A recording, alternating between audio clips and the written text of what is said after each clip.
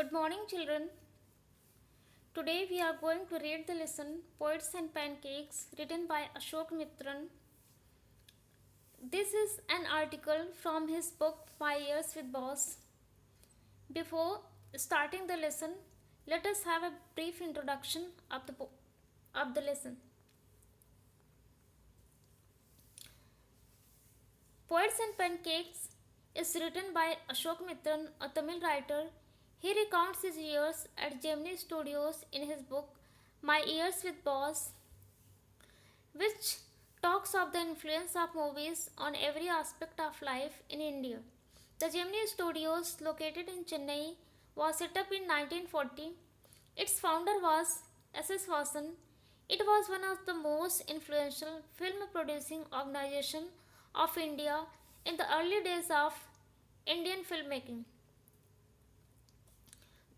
The duty of Ashok Mitran at Gemini Studios was to cut out the newspaper clippings on a wide variety of subjects and to store them in files. Many of these had to be written out by hands. Though he performed a very insignificant function, he was the most well informed member of the Gemini family. The lesson Poets and Pancakes is a part of his book My Years with Boss. In this lesson, the poet talks about his experiences and his interaction with people at Gemini Studio. Let us begin with the lesson. Pancake was the brand name of the makeup material that Gemini Studios bought in truckloads. Greta Garbo must have used it. Miss Gauhar must have used it. Vaijayanti Mala must also have used it, but Rati Agnihotri may not have even heard of it. The makeup department of the Gemini Studios was in the upstairs of a building that was believed to have been Robert Clive's stables. A dozen other buildings in the city are said to have been his residence. For his brief life and even briefer stay in Madras, Robert Clive seems to have done a lot of moving besides fighting some impossible battles in remote corners of India and marrying a maiden in St. Church in St. Fort George in Madras. Some new words used in the paragraph. Pancake, a type of compressed cosmetic powder that is used with a damp sponge. It was the favorite makeup product of Gemini Studios. Maiden, an unmarried or virgin girl. Some main points of the paragraph. Gemini Studios was a film producing organization that was situated in Chennai. It was founded in 1940 by S.S. Vasan. There were two important things of Gemini Studios, its poets and Pancake.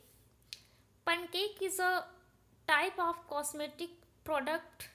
It is a type of powder that is compressed into a form of cake and is applied with a damp sponge. Most of the actresses at that time used to wear this makeup to look more beautiful.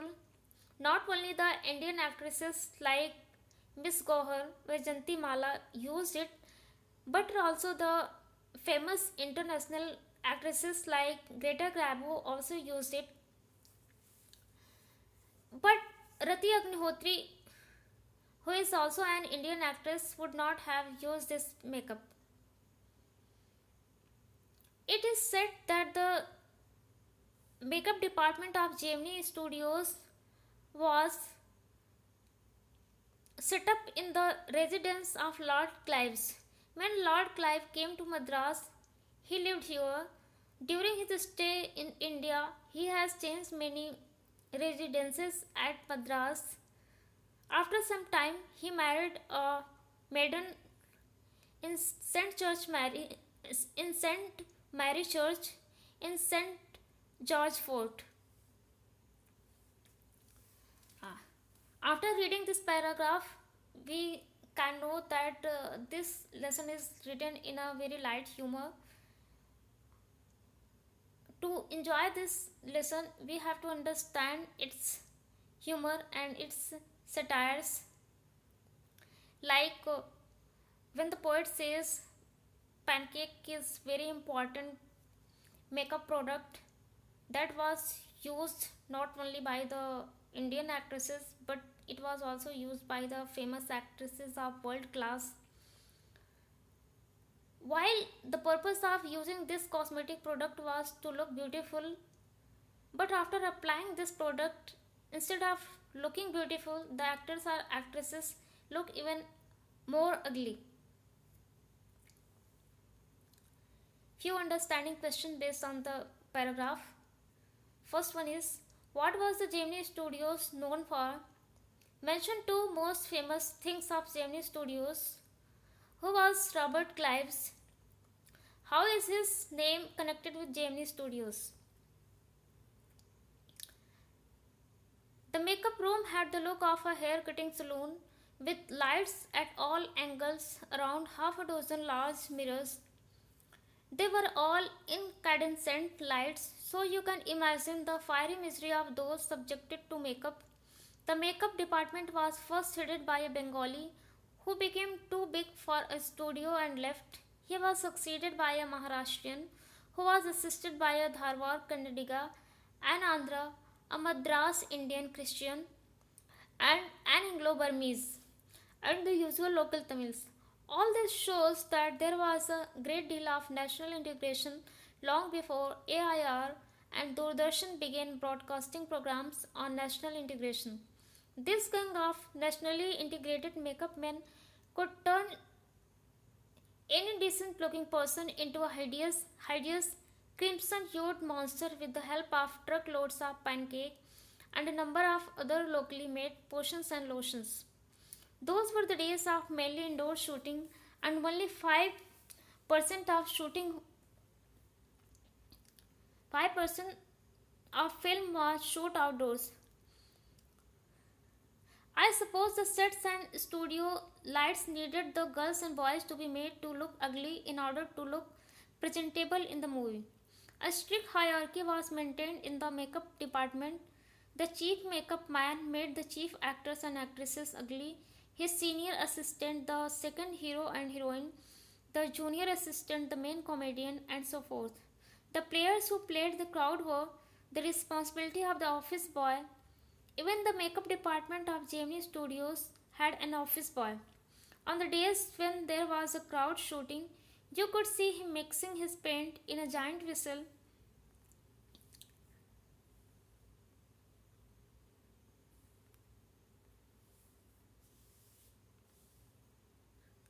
and slapping it on the crowd players. The idea was to close every pore on the surface of the face in the process of applying makeup.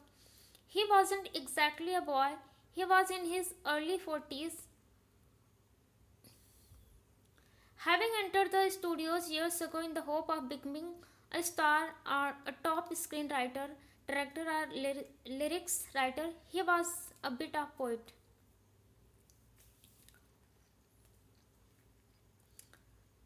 Some difficult words used in the paragraph.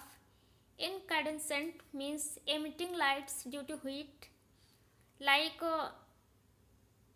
when so many lights are lit up at the same time, it not only produces lights but also uh, a lot of heat.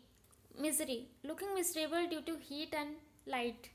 Hideous, extremely unpleasant, crimson hued, deep red colored, potions and lotions, cosmetics, liquid or cream. The main points of the paragraph. The makeup department of Gemini Studios was like a hair cutting salon. It was full of lights all around. Firstly, it was headed by a Bengali. After that, it was headed by a Maharashtrian. He was assisted by a Dharwad Kannadiga, an Andhra, and a Tamil Christian, and an Anglo Burmese Christian, and by some other local Tamils. So we can have a sense of national integration in the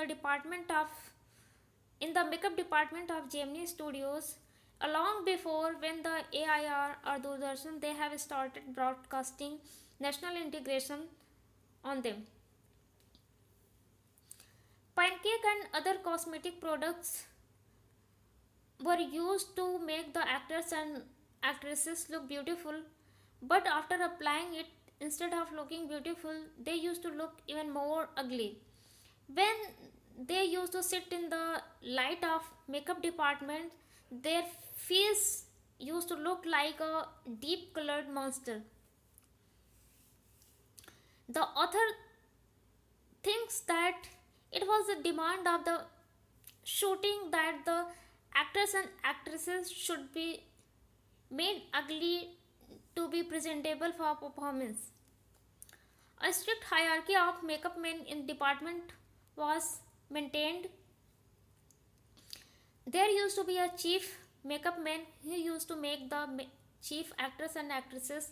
His senior assistant used to make the second hero or heroine, and his junior assistant used to make the main comedian, and so forth. There used to be an office boy in the makeup department. The responsibility of office boy was to make the crowd. When it was a day of crowd shooting, he used to mix all the makeup in a large vessel and used to slap it on the faces of crowd with a long brush. When the office boy entered in Gemini Studios, he has aspired to be an actor, a star. He was a bit of poet.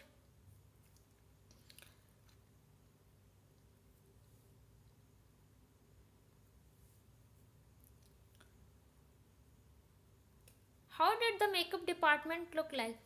Some understanding questions. How did the makeup department look like? How can you say national integration prevailed in Gemini Studios?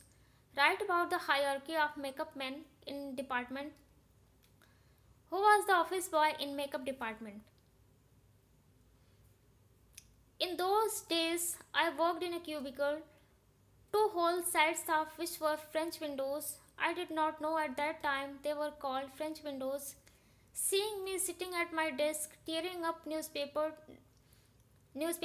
day in and day out, most people thought I was doing next to nothing. It is likely that the boss thought likewise too. So anyone who felt I should be given some occupation would barge into my cubicle and deliver an extended lecture. The boy in the makeup department had decided I should be enlightened on how great literary talent was being allowed to go waste in a department fit only for barbers and perverts.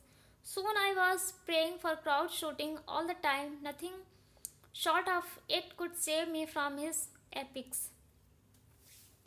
The author says that those days he used to work in a cubicle.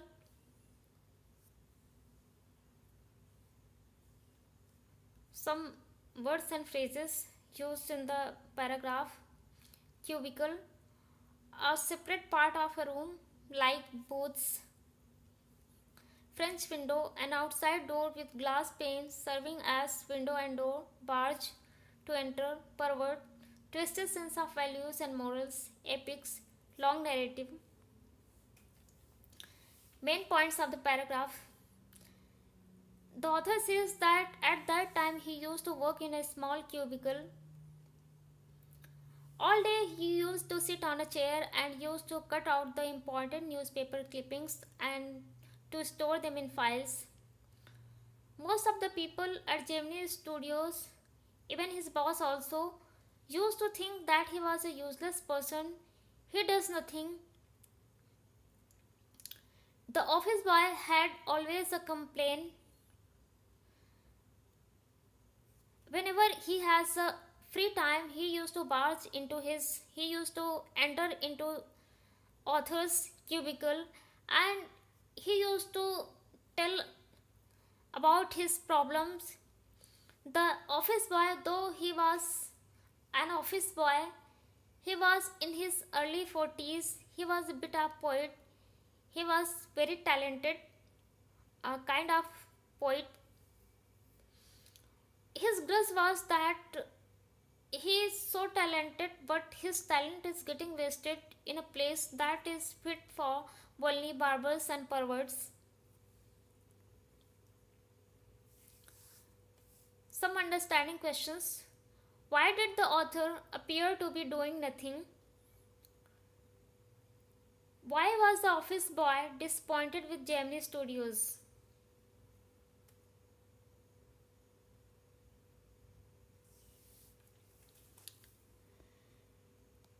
In all instances of frustration, you will always find the anger directed towards a single person, openly or covertly, and this man of the makeup department was convinced that all his woes, ignominy, and neglect were due to Kothamangalam Subbu. Subbu was the number two at Gemini Studios. He could not have had a more encouraging opening in films than our grown up makeup boy had.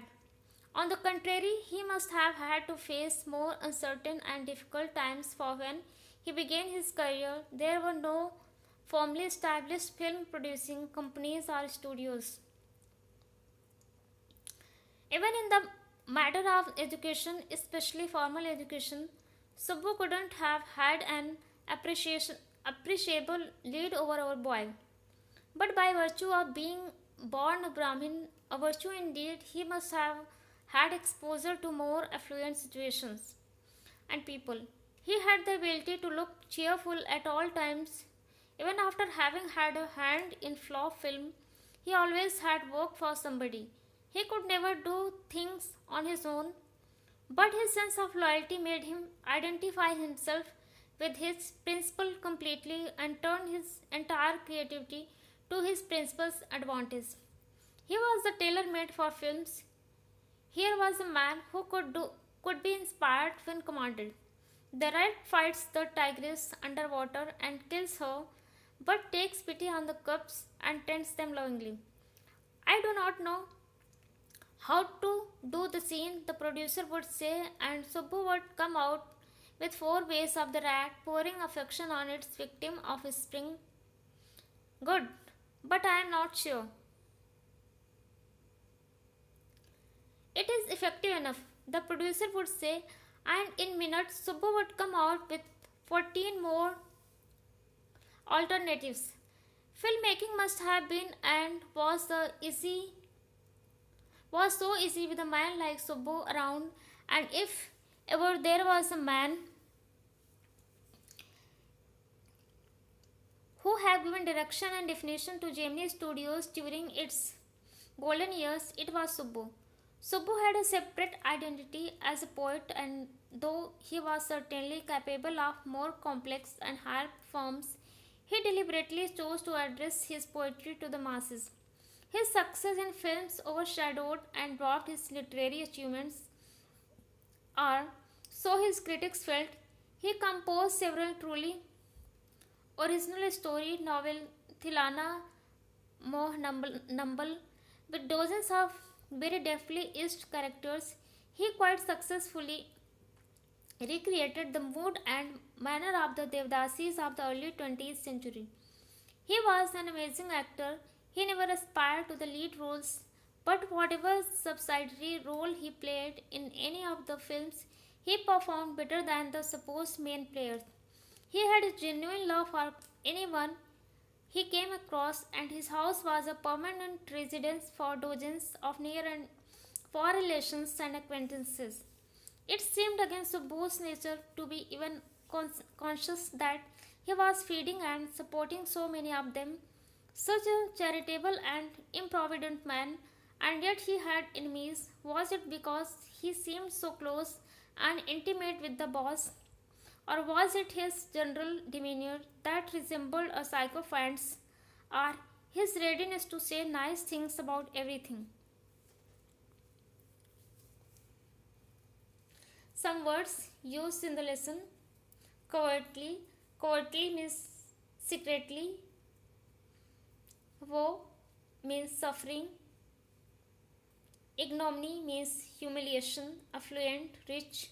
Sprawling, use, great. Deftly, neatly, quickly. Improvident, fail to provide in future. The key points of the paragraph: Subbu was number 2 at Gemini Studios. The office boy, he had always a complaint against Subbu. He used to think that his career was wasted due to Subbu. All his anger used to be directed towards Subbu. Subbu did not have more encouraging opening than the office boy, because when Subbu joined the film industry, there used to be a very few companies and there used to be released so few films. Neither Subbu had a better formal education than the office boy, but by virtue of being a Brahman, he had more affluent situations. He could get more opportunities. Subbu was the favorite of his boss. He was a very close associate of SS Watson. Subbu was a person who was a tailor made for films. He was full of creative ideas, though he was a poet, but he has greater talent. Whenever the producer has any difficulty in shooting a scene, he would ask Subbu how to shoot it. Suppose the producer asks him, they have to perform, they have to shoot out a scene where a rat and tigress fights underwater and the rat kills the tigress, but it takes pity on the cubs and tends them. Subbu would come out with 4 ideas, but when the producer would say that it is good but it would not be so effective, the same time Subbu would come 14 more other alternatives. So we can say that Subbu was such a person who was ready for doing anything at any time. Subbu was a highly talented person, but he had never done things on his own. He had done things when he was commanded by others. He had a genuine love for his near and dear ones. His residence always used to be a permanent place for his relatives and other poets. He used to feed them freely. He never thought that he is scaring them.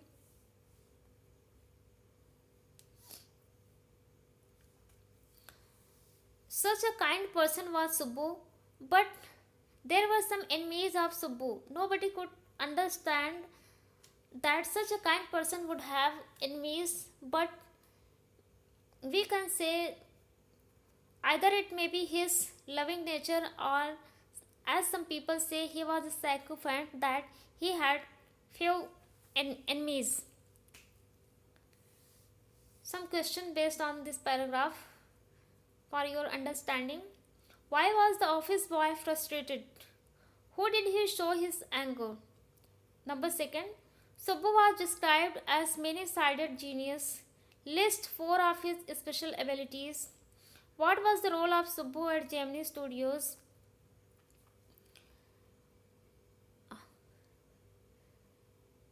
Some assignment. Why did everybody in the studios think of giving the author some work? Who was Subbu's enemy and why? What were the positive qualities of Subbu which the author had admired? Why did Ashok Mitran pray for crowd shooting all the time? How was Subbu number 2 at Gemini Studios? Thank you.